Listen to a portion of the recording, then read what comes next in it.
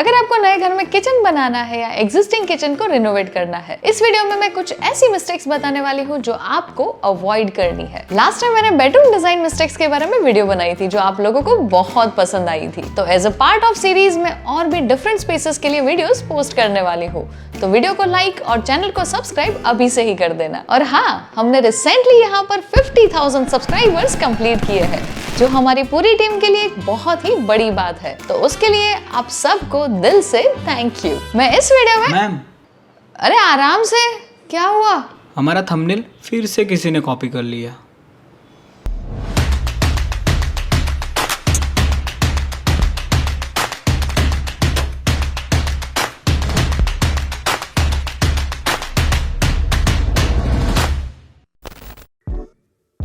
Kitchen backsplash मतलब कि ये एरिया जो किचन काउंटर टॉप और ओवरहेड कैबिनेट के बीच में होता है। इनमें लोग दो तरह की गलतियां करते हैं। बैकस्प्लैश में पेंट करवा देते हैं या कुछ ऐसी टाइल्स लगवाते हैं जो किचन के पूरे एम्बियंस को बिगाड़ कर रख देती है। आपको ये दोनों गलती नहीं करनी है। अगर आपने ऐसी कॉफी कप या इतनी बुरी दिखने वाली टाइल्स यूज की ना, तो मैं आपसे खफा रहूंगी। किचन बैकस्प्लैश के लिए कुछ बेस्ट सजेशंस दे रही हूँ, नोट कर लेना। First is Subway tile.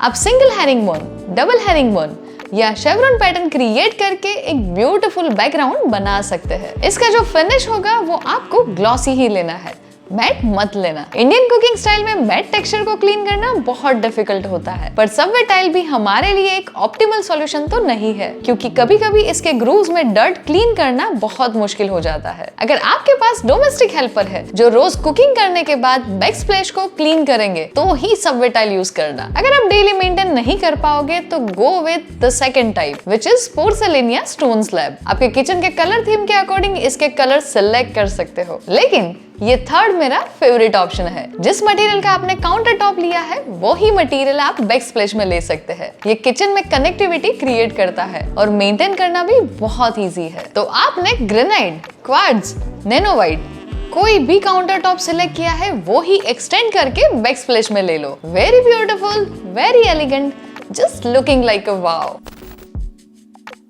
अभी भी लोग किचन वर्क ट्रायंगल रूल को अवॉइड करके एक बहुत बड़ी गलती करते हैं। किचन वर्क ट्रायंगल रूल हमें बताता है कि 3 सबसे important kitchen elements, stove, refrigerator and sink, ये तीनों इक्वल डिस्टेंस में होने चाहिए। चाहे आप कोई भी लेआउट सेलेक्ट करो, पर ये वर्क ट्रायंगल थियरी को हमेशा याद रखना, जो कुकिंग प्रोसेस को इजी बनाता है। मैं क्विकली बता देती हूँ कि डिफरेंट किचन लेआउट में ये वर्क ट्रायंगल कैसे सेट कर सकते हैं। Straight single galley kitchen, L shaped kitchen, parallel और galley kitchens, U shaped kitchen और आइलैंड किचन। कुछ लोग बोलेंगे कि क्या ही फर्क पड़ता है, अगर रेफ्रिजरेटर थोड़ा दूर होगा तो चलेगा ना? चलेगा नहीं, बिल्कुल नहीं चलेगा। जो उस किचन में वर्क कर रहा है उसे बहुत फर्क पड़ेगा। और जब आप इतने पैसे इन्वेस्ट करके किचन बनवा रहे हो तो कॉम्प्रोमाइज क्यों करना है? देखो, इंटीरियर डिजाइन सिर्फ स्पेस को अच्छा दिखाने के लिए नहीं करना होता। एक अच्छी डिजाइन, एक अच्छा लेआउट आपके डेली वर्क और लाइफस्टाइल दोनों में कन्वीनियंस ऐड करता है, और वही हमारा काम है। अगर बिल्डर ने किचन बना कर दिया है जिसे आप चेंज नहीं करना चाहते हो, तो जहां रेफ्रिजरेटर का पॉइंट होगा वहां उसे प्लेस कर दोगे। सिंक की लोकेशन तो फिक्स होगी और कुकटॉप के लिए भी एक डेजिग्नेटेड स्पेस होगी। तो अगर आप कोई एक्स्ट्रा पैसे स्पेंड नहीं कर रहे हो तो ठीक है कि kitchen work triangle rule follow नहीं हो रहा, पर पैसे स्पेंड करके भी वही मिस्टेक करनी है, मत करो। Next common kitchen design mistakes बताने से पहले एक इंपॉर्टेंट बात, मुझे पता है कि इंटीरियर डिजाइन करते वक्त आपको कुछ ऐसे डाउट्स होंगे जिसका सॉल्यूशन आपको कोई वीडियो में नहीं मिलेगा। सबके लेआउट और रिक्वायरमेंट डिफरेंट होती है, तो आप वो डाउट्स मुझसे पूछ सकते हो एक 1-to-1 वीडियो कॉल पर। मैं खुद आपकी क्वेरी सॉल्व करूंगी। इसकी क्या प्रोसेस होती है और किस तरह आप इसका मैक्सिमम बेनिफिट ले सकते हैं, उसके लिए मैंने एक डिटेल वीडियो बनाई है। अब नेक्स्ट कॉमन मिस्टेक बताती हूँ जिसे फॉलो करना मैंडेटरी नहीं है, पर मैं स्ट्रांगली सजेस्ट करूंगी कि आप इसे फॉलो जरूर करें।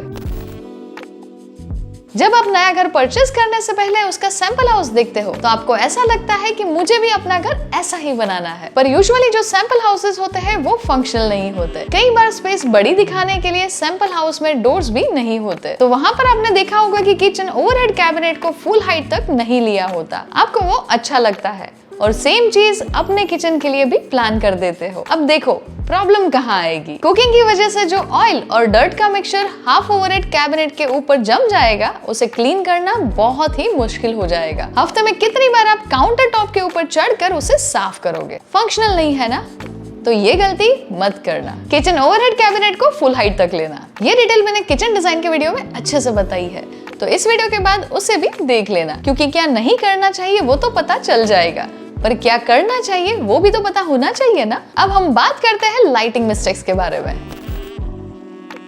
घर की बाकी स्पेस की तरह किचन में भी लाइटिंग बहुत ही इंपॉर्टेंट रोल प्ले करती है। यहाँ लोग गलती क्या करते हैं कि सिर्फ एरिया लाइटिंग पर फोकस करते हैं और टास्क लाइट को भूल जाते हैं। सिर्फ एरिया लाइट होगी तो काम करते वक्त आपका शेडो काउंटर टॉप पर आएगा, इसलिए आपको ओवरहेड कैबिनेट के नीचे ऐसी प्रोफाइल लाइट्स ऐड करनी है। अभी ऐसा लगेगा कि अरे इसकी क्या जरूरत है, पर मैं बता रही हूँ तो ये करवा ही देना।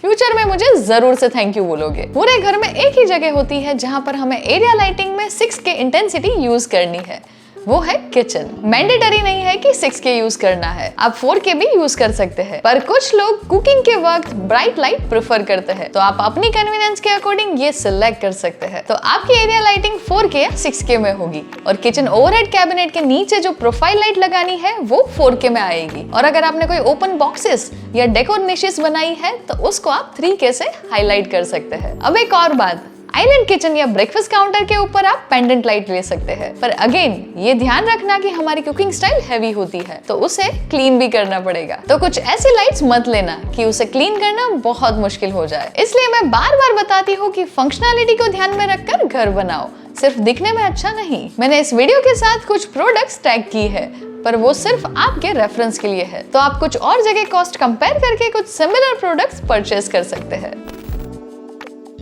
Pinterest या गूगल से आपने 100 इमेजेस सेव करके रखी है और उसके अकॉर्डिंग आप किचन डिजाइन करने जा रहे हो, तो बापूजी की ये बात सुन लो। जिस राह पे तुम चल रहे हो बेटा, एक दिन पूरी तरह फंसोगे। मैं मना नहीं कर रही हूँ कि मत देखो, पर उसे ब्लाइंडली फॉलो मत करो। आपने किचन के लिए ओपन शेल्फ डिजाइन देखी होगी, पर इंडियन किचन के लिए वो बिल्कुल ही अवॉइड करना चाहिए। आइलैंड किचन के लिए भी ये इमेजेस देखने में तो बहुत अच्छी लग रही है, पर ओपन स्टोरेज, वो भी इंडियन हाउसेस में, गलती से भी मत करवाना। रेफरेंस इमेज को फॉलो करते हुए बहुत लोग वर्क तो स्टार्ट करवा देते हैं, पर कहीं पर जब अटक जाते हैं तो जुगाड़ ढूंढना शुरू कर देते हैं। जैसे कि कॉर्नर में कुछ ऐसा बना देते हैं कि डेड लॉक क्रिएट हो जाए, आप इजीली ड्रॉवर्स को एक्सेस नहीं कर सकते। इसके लिए आप ऐसे कॉर्नर सॉल्यूशंस यूज करके स्पेस का बेस्ट यूटिलाइजेशन कर सकते हो। अब इस इमेज को भी देखो, अब वो काउंटर यूनिट को आप इतना नीचे नहीं ले सकते। मेन प्लेटफॉर्म पर आपको काउंटर टॉप और ओवरहेड यूनिट के बीच में 30 इंचेस का डिस्टेंस रखना है, तो please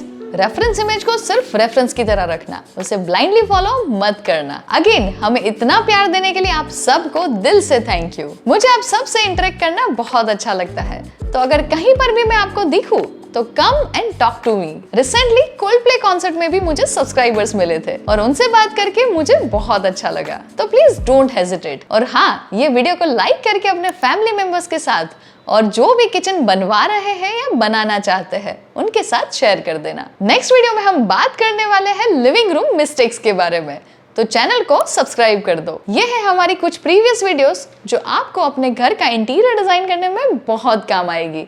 Keep designing beautiful spaces and I will see you in next video.